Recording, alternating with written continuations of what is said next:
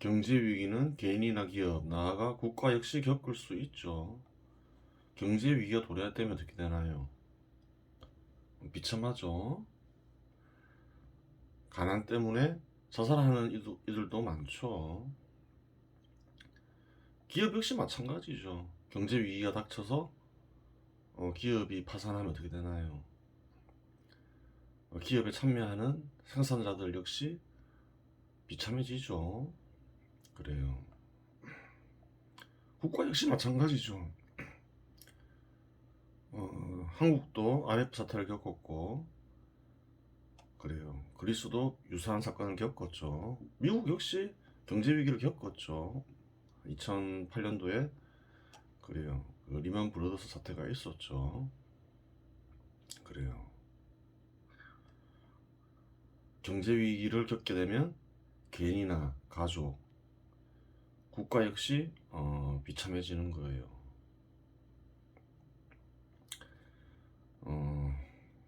경제 위기를 겪지 않기 위해서는 어떻게 해야 될까요? 경제 위기가 닥치는 원리를 이해해야 되겠죠. 그래요. 그러면 우선 재산 도면을 알아야 돼요. 보통 대차 대조표를 보면 자산과 부채 자본으로 구성되어 있죠. 그래요. 도면으로 그릴 수도 있겠죠. 이 자산 신축 기능통을 그릴 수가 있고, 그래요. 순자산 신축 기능통을 그릴 수 있고, 부채 신축 기능통을 그릴 수가 있죠. 순자산 신축 기능통은 기존의 재무제표, 대차 대조표에 따르면 자본으로 볼 수 있겠죠. 그래요. 좀 약간 자본의 개념은 여러 가지가 있을 수 있다고 했죠. 순자산이라고 쓰는 게 더 맞겠죠. 자본은 뭔가요? 인간이 필요한 것을 얻기 위해 동원하는 수단이죠. 그래요. 자산이 오히려 자본에 해당하죠. 음, 그러면 자산과 순자산, 부채는 어떤 관계를 가지고 있을까요? 이 자산은 뭔가요? 필요한 것을 얻기 위해서 개인이나 집단이 동원하는 수단들이죠. 근데 그 동원하는 수단이 꼭 자기 것일 필요는 없잖아요. 그렇죠. 빌려서 사용할 수도 있는 거죠. 따라서 뭔가요? 부채나 순자산은 자산을 그래요. 일종의 지분이라고 볼 수 있는 거죠. 지분. 자산 속에 감추어진 지분이다. 그렇게 볼 수 있는 거예요. 개인이나 기업, 국가 다 마찬가지죠. 이 도면으로 설명이 되죠. 이 재산 도면은 가장 그래요. 간단한 형태인 거예요. 그래요. 경제 위기가 도래하는 원리를 깊이 이해하고자 하면 깡통이나 개털이 되는 원리를 이해하면 돼요. 원리 그래요. 예전에 깡통과 개털에 대해서 설명을 했죠. 그 중요한 이론이에요. 그래서 좀 더 구체적으로 살펴봐야 되겠죠. 중요하니까. 우선 부채가 없을 경우를 살펴볼게요. 그 전에 그래요. 이 도면에 보면 자산 신축 기능통, 순자산 신축 기능통, 부채 신축 기능통이 있죠. 이 신축 기능은 뭘까요? 능력이에요. 순자산 기능통에서 신축 기능은 뭘까요? 소득을 얻는 능력이겠죠. 부채 신축 기능통에서 신축 기능은 뭘까요? 신용을 얻는 능력이 되겠죠. 3억까지 얻을 수 있어요. 그러면 부채 신축 기능통은 크기는 어떻게 되나요? 3억 원이죠. 하지만 1억만 대출 받을 수도 있잖아요. 그 경우는 어떻게 이해해야 될까요? 부채 신축 기능통의 크기는 3억 원인데 1억 원의 부채가 있다. 그렇게 얘기할 수 있겠죠. 경제 위기를 이해하려면 깡통이나 개털이 되는 원리를 이해해야 된다고 했죠. 부채가 없을 경우는 어떨까요? 부채 신축 기능통 안에는 아무것도 안 들어있겠죠. 0원이겠죠. 1억 원이 있다고 가정할게요. 순자산 기능통 안에. 그러면 어떻게 될까요? 자산 신축 기능통은 1억 원이 되겠죠. 그래요. 근데 가장 이해하기 쉽게 일정 기간 그 순손실이 5천만 원 발생했다고 할게요. 일정 기간은 1년으로 이해하면 편하겠죠. 그럼 어떻게 되나요? 순손실이 발생했으니까 순자산 기능통에서 5천만 원이 감소하겠죠. 그럼 5천만 원이 되겠죠. 그럼 자산은 어떻게 되나요? 마찬가지로 5천만 원이 되겠죠. 순손실이 발생하면서 자산이 감소한 경우인 거죠. 또 순손실 5천만 원 발생했어요. 그럼 어떻게 되나요? 순자산 기능통은 0원이 되겠죠. 자산은 어떻게 되나요? 0원이 되겠죠. 재산이 다 사라져 버린 거죠. 깡통은 뭐라 했나요? 순자산이 0원인 경우라 했죠. 그래요. 이렇게 될 수가 있는 거예요. 그러면 이것을 식으로 표현하면 어떻게 될까요? 자산 이꼴 순자산 이꼴 부채 이꼴 0원이라 할 수 있죠. 다 0원이니까 다 똑같은 거죠. 이게 제1 형태인 거예요. 제1 형태가 있다는 말은 무슨 말인가요? 다른 형태가 있다는 얘기겠죠. 부채가 있을 경우를 살펴봐야 돼요. 자산이 2원이라 할게요. 순자산이나 부채는 뭐라 했나요? 자산의 지분이다. 그렇게 얘기했죠. 임의로 순자산 기능통 안에는 1억 원이 들어있고 부채 신축 기능통에도 1억 원이 들어있다 가정할게요. 손실이 5천만 원 발생했어요. 일정 기간 1년간 5천만 원 발생했어요. 그럼 어떻게 되나요? 5천만 원이 감소하겠죠. 부채는 그대로 있는 거죠. 그리고 자산은 어떻게 되나요? 1억 5천만 원이 되겠죠. 그래요.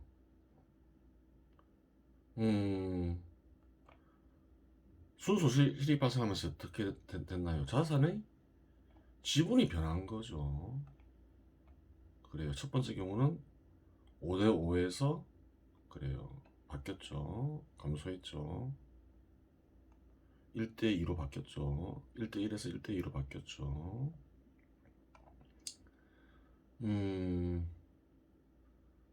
깡통의 제2 형태는 뭐라 했나요? 순자산이 제로라 했죠. 5천만 원이 또 감소했어요. 그럼 어떻게 되나요? 자산은 1억 원, 순자산은 0원이죠. 부채는 어떻게 되나요? 1억 원이죠. 자산이 있나요? 없나요? 있죠. 앞의 경우는 어땠나요? 부채가 없을 경우에는 자산이 없었죠. 그래요. 0원이었죠. 형태가 같나요? 다르나요? 다르죠. 이 경우는 어떤가요? 자산 이꼴 부채가 되는 거죠. 0원이 아니죠. 자산 이꼴 부채 이꼴 순자산 이꼴 0원이 아니죠.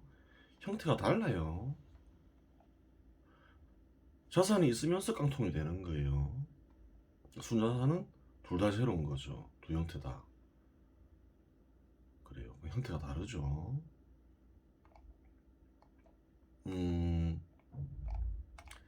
이런 경우는 깡통이 되는 경우는 이런 식으로 깡통이 되는 경우는 자산의 규모와 관련이 있나요, 없나요? 관련이 없죠. 왜 그런가요? 이 1억 원을 1천억 원으로 바꿔보세요. 1천억 원, 1천억 원. 근데 순자산 0원이에요. 깡통인가요, 아닌가요? 깡통이죠. 1조 원이라 해도 마찬가지죠. 1조 원, 1조 원 해도 자산 이꼴 부채면 깡통인 거죠. 그래서 보면 큰 기업 같은 경우에 규모가 큰데 파산하는 경우가 있잖아요. 그래요. 규모하고 깡통은 상관이 없어요. 이런 상태가 되면 어떻게 될까요? 이거보다 좀 더 나은 상태라 해도 순자산이 조금 있다 하더라도 대여를 해주니까 부채를 회수하려고 하겠죠. 그래요. 그렇게 되는 거예요. 더 감소하면 어떻게 되나요? 회수할 수 없게 되잖아요, 원금을. 그래요. 규모하고 상관이 없어요. 자산 규모가 자산이 꼴 부채인 상태에서는 1천억 원이든 자산 규모가 1조 원이든 10조 원이든 그래요. 대여해주니가 회수하려고 하겠죠. 원금 떼이면 안 되니까. 그래요. 깡통 이제 일형태 자산 있고로 순자산 있고로 부채 있고로 이영왕 이랬죠. 일형태와 이형태는 다르죠. 정리하면 어떻게 되나요? 일형태 자산 이꼴 순자산 이꼴 부채 이꼴 영왕. 이형태 자산 이꼴 부채 자산은 있다. 일반하면 글쎄요. 그러면 마음대로 대입할 수 있으니까 x1 x1 이렇게 그림에 표시할 수 있겠죠. 그래요. 그 다음에 이제 개털이 되는 원리를 알아야 되겠죠. 개털은 뭘 했나요? 순자산이 마이너스가 되는 경우이다. 그럼 순자산이 어떤 경우에 마이너스가 될 수 있는지 살펴봐야 되겠죠. 우선 깡통의 상태가 되겠죠. 그 순자산이 제로의 상태가 깡통이다 라고 얘기했죠. 여기서 일정 기간 순손실이 발생했어요. 1년 동안. 근데 그 손실을 그래요. 대여를 받아서 해결했어요. 그 차입을 해서 해결했다고 가정할게요. 그 1년간 2천만 원을 차입을 했어요. 개인도 그럴 수 있고 기업도 그럴 수 있겠죠. 생활비가 없으면 2천만 원 빌릴 수 있잖아요. 꼭 은행이 아니더라도 친구한테라도 계약서를 쓰고 빌릴 수가 있죠. 근데 다 써버렸어요. 2천만 원을. 그럼 어떻게 되나요? 빚은 1억 2천만 원 냈죠. 2천만 원을 써버렸으니까 어떻게 되나요? 자산은 1억 원이지만 빚은 1억 2천 원이죠. 어떤가요? 부채가 자산보다 크다. 이렇게 표시되는 거죠. 일정 기간 순손실을 부채로 처리한 경우 그렇게 되는 거죠. 깡통인 상태에서. 깡통인 상태라는 전제가 있죠. 그러면 이런 얘기가 있죠. 자산 이꼬로 부채 플러스 순자산이다. 항상 참인가요? 항상 참이 아니다 라고 얘기할 수 있죠. 어떤 경우에만 참일까요? 순자산이 0원 이상일 때만 참이다. 순자산이 0원 이하로 떨어지게 되면 자산 이꼬로 부채 플러스 순자산은 성립하지 않는다라고 얘기할 수 있죠. 따라서 자산 이꼴 부채 플러스 순자산은 세모다. 완전한 참이 아니다. 참인 경우가 있다. 이렇게 얘기할 수 있겠죠. 근데 깡통이 상태에서 부채가 증가했다 해서 개털이 되는 건 아니에요. 예를 들어서 부채로 자산을 형성한 경우는 어떻게 되나요? 예를 들어서 1,000억 원에 그래요. 지금 1,000억 원이 있는데 자산과 부채가 이꼴로 됐어요. 그래요. 근데 200억 원을 대출을 받아서 뭐 부동산을 구매했어요. 부동산에 어떤 이익이나 손실이 발생하지 않았어요. 않았다고 가정할게요. 미실현 이익이나 미실현 손실이 발생하지 않았다. 그러면 어떻게 되나요? 자산 1,200억 원, 부채 1,200원이 되죠.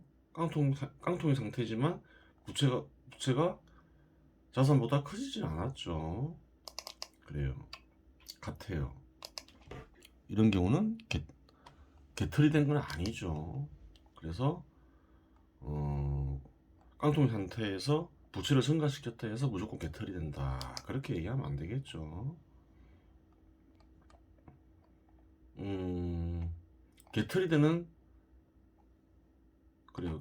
근데 개털 제1 경우 보면 이제 부채가 자산보다 크죠. 근데 개털이 되는 다른 경우가 있겠죠. 어떤 경우가 있을까요? 처음의 가정은 똑같다 할게요. 자산이 꼬로 부채 1억 원이다. 근데 어떤 경우가 있나요? 자산의 가격이 있나요? 없나요? 가격이 있죠. 가격이 있어요. 가격이 하락하면 어떻게 될까요? 부채는 그대로 있죠. 1억 원에서 8천만 원으로 하락하면 어떻게 될까요? 부채가 자산보다 커지는 경우다. 그렇게 이해할 수 있죠. 그래요. 그럼 어떻게 되나요? 1억 원 갚아야 되잖아요. 자산 8천만 원밖에 없는데 순자산 어떻게 되나요? 마이너스 2천만 원 되는 거죠. 국가적으로도 이런 상태가 되면 어떻게 되나요? 그렇죠. 굉장히 큰 위기가 오겠죠. 다 회수할 수가 없잖아요. 그 대여해 주니까. 예를 들어 은행이라 치면 화폐를 은행이 대여해 준 돈을 다 회수할 수가 없잖아요. 심각한 문제가 발생하는 거죠. 개인도 마찬가지죠. 그래요.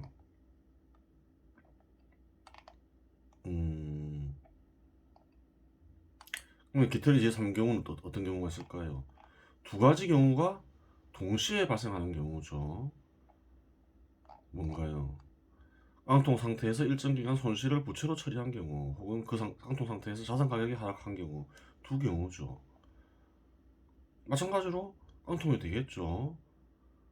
1억 원이 8천만 원 되고, 또 손실이 발생해서 일정 기간 그래서 부채로 처리했으니까 또 2천만 원 증가한다고 가정하면 더 심각한 개털이 되는 거죠.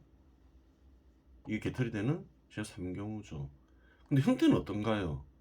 다 부채보다 자산이 크죠. 하나의 형태밖에 없죠. 근데 깡통은 두 형태가 있었죠. 그래요. 재산 도면을 좀 복잡하게 그릴 수도 있죠. 깡통을 개털이 되는 원리를 그림으로 표시하지 않았잖아요. 그림으로 표시했는데 구체적으로 표시는 안 했잖아요. 구체적으로 표시하려면 이렇게 그림을 그릴 수가 있어요. 기본 틀은 같고 미실현 순이익 파이프, 미실현 순손실 구멍을 낼 수가 있죠. 이건 뭔가요? 자산 가격의 변동을 표시하기 위해서 만든 파이프와 구멍이죠. 그 다음에 순이익 파이프를 그릴 수 있고 순손실 구멍을 만들 수 있죠. 아까도 봤죠.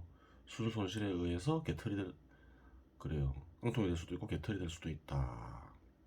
그 경우에 따라서 이 파이프를 만들 수 있겠죠. 또 조달 파이프를 만들 수도 있죠. 부채 증가시키기 위해서 조달이 필요하잖아요. 경우에 따라서 순자산을 조달 파이프를 통해서 증가시킬 수도 있죠. 투자 받을 수 있잖아요. 그래요. 수소실 구멍이 있고. 또 재산 이동 펌프가 있어요. 재산 이동 펌프. 그래요. 이걸 좀 이해하려면 과정을 이해해야 되겠죠. 그래요. 한번 살펴볼까요? 깡통에서 개털이 되는 원리를 한번 살펴보면 돼요. 일정 기간 순손실을 부채로 처리하는 경우, 그래요. 깡통의 상태에서 일정 기간 순손실을 부채로 처리할 경우 어떻게 된다 했나요? 개털이 된다 했죠. 일단 자산 이꼬르 부채, 자산이 1억 원이라 가정하고 부채 1억 원이라 가정할 경우는 깡통이죠. 여기서 순손실이 발생했어요. 그럼 어떻게 할까요? 부채로 처리할 경우 일단 2천만 원을 빌리겠죠. 그럼 부채 1억 2천만 원 되고 또 자산 역시 1억 2천만 원 되죠. 같죠. 우선 같은 걸로 표시되죠. 그 다음에 2천만 원을 쓴다 했잖아요. 자산을 형성하지 않고. 그럼 어떻게 되나요? 순손실로 처리되겠죠. 그 순손실 구멍으로 2천만 원이 빠져나가야 되겠죠. 여기서 순손실 구멍으로 이동해야 되잖아요. 2천만 원이. 그럼 뭐가 필요하나요? 재산 이동 펌프가 필요하죠. 없는 걸 이렇게 일부러 그리고 그러진 않아요. 펌프가 있다는 거죠. 우리가 눈에 볼 수 있는 펌프는 아니지만 재산 이동 펌프는 그 펌프를 그냥 그 이름을 지은 거죠. 펌프 기능을 하는 그 대상에 이름을 붙인 거죠. 그래요. 이렇게 물론 이런 그림은 다 보이는 건 아니죠. 보이게 그냥 만들었을 따름인 거죠. 그래요. 그럼 어떻게 되나요? 3단계 손실 구멍을 통해서 2천만 원이 빠져나가죠. 그럼 통 안에는 더 이상 통과 관을 보면 어디에도 2천만 원 없죠. 그러면서 부채가 부채가 자산보다 커지는 거죠. 2천만 원 더 개털린 상태가 되는 거예요. 그래요. 현 시대에서는 어떤가요? 경제 위기를 GDP와 부채로 설명하려고 하죠. 막 소득으로 막 하려고 해요. 소득 규모로 설명이 안 되죠. 소득 규모하고는 별 상관이 없죠. 소득 구조랑 상관이 있겠죠. 예를 들어 볼게요. 한 사회가 유지되기 위해서 뭐가 필요할까요? 작업수단은 항상 일정해야 될 거 아니에요. 작업수단 투입 비용이 항상 들어가죠. 그 다음에 또 운영비가 있다 했죠. 그리고 또 인건비도 항상 필요하죠. 그래요. 그리고 또 뭐가 필요할까요? 사회가 유지되기 위해서는 정부도 필요하죠. 세금도 항상 필요한 거예요. 그래요. 그 세금이 있는 이 선까지는 그래요. 항상 일정 기간 소득이 발생해야 되는 거죠. 채워져야 된다는 거죠. 일정 기간. 안 채워지면 어떤 일이 벌어질까요? 어, 그래요. 순손실이 발생하죠. 그러면 경우에 따라서 위기가 도래할 수 있는 거죠. 사회 규모에 따라서 어떤가요? 여기까지 소득 크기가 다르겠죠. 규모가 큰 데는 그래요. 그래요. 여기까지가 10조 원인 데가 있고 1년에 벌어야 될 소득이 100조 원인 데가 있고 1000조 원인 데가 있을 수 있겠죠. 그래요. 10조 원을 벌어야 되는 곳에서 11조 원을 벌었어요. 문제 안 생기겠죠. 9조 원을 벌었어요. 어떻게 될까요? 순손실이 발생하죠. 자유전체적으로 문제가 생길 수 있죠. 근데 이 선이 1000조 원이에요. 근데 1100조 원을 벌면 문제가 안 생기겠죠. 근데 900조 원을 벌었어요. 어떻게 되나요? 순손실이 발생하죠. 경우에 따라서 경제 위기가 도래할 수 있죠. 소득 크기하고는 무관한 거예요. 소득 구조랑 연관이 돼 있는 거죠. 그래요. 경제 위기를 분석하는 원리를 탐구해 보았습니다. 원리를 현실에 적용해 볼 수도 있겠죠. 과거를 분석해 볼 수도 있고 이 원리 입각해서 그래요. 미래를 한번 살펴볼 수도 있는 거예요. 이번 시간은 여기서 마치겠습니다.